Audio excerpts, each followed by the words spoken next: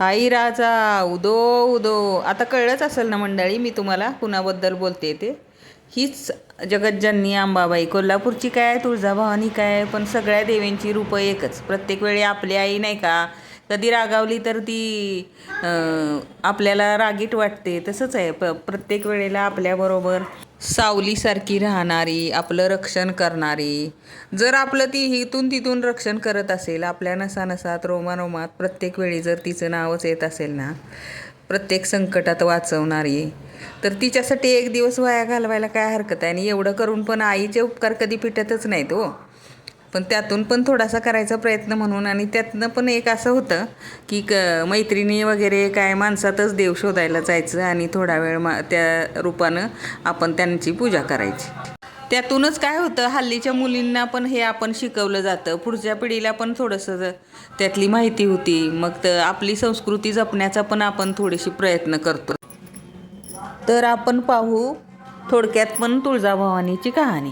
कलियुगात गंधर्व ऋषी पत्नी अनुभूतीने बालघाटात डोंगरावर देवीची तपश्चर्या केली. त्यावेळी कुंकर नावाच्या दैत्याने तिचे पतिव्रत्य भंग करण्याचा प्रयत्न केला. तेव्हा भक्तांच्या हाकेला त्वरित धावून येणारी माता प्रकट झाली आणि तिने त्या दैत्याचा वध केला. त्वरित धावून येणारी म्हणून तिला त्वरित तिच्या त्वरता म्हटले गेले. त्यांच्या पुढे अपभ्रंश होऊन तुळजाभवानीने हे नाव पडले. स्वराज्य स्थापनेच्या वेळी साक्षात आई तुळजाभवानी शिवाजी महाराजांच्या दुष्टांत देऊन दुष्टचक्राचे निवारण करण्यासाठी भवानी तलवारी दिली होती. भोसले घराण्यातली ही कुलदेवता आहे. हे जागृत शक्तिपीठ बालाघाटाच्या डोंगरामाथ्यावर स्थित आहे. बोला तुळजाभवानी माता की जय. माझ्या माहितीनुसार एका तेल्याच्या घरात पण ती जन्माला आली. अगदी कुरूप बालक म्हणून ती तेल्याच्या बायकोला सापडली. आणि त्याच्यानंतर मग म्हणजे अगदी ही लहानपणी ऐकलेली कथा आहे.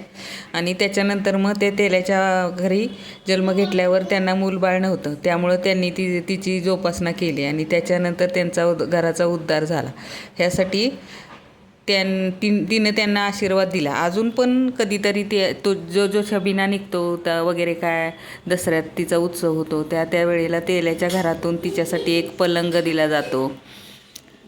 अशा बऱ्याचशा कथा वगैरे आपण पौराणिक ह्याच्यात ऐकतो. पण त्याच्याबरोबर आपण आपल्या ह्याच्यात जर आपल्या नीतिमत्तेनं आणि आपल्या चांगल्या व्यवहारात राहिलं ना, तर आई आहे ती मुलावर कसली रागवते. बोला अंबा माता की जय.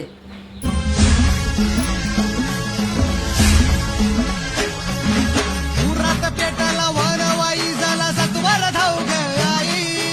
उरात पेटला वनवाई झाला सत्वर धाव ग आई. वाऱ्याचे यगान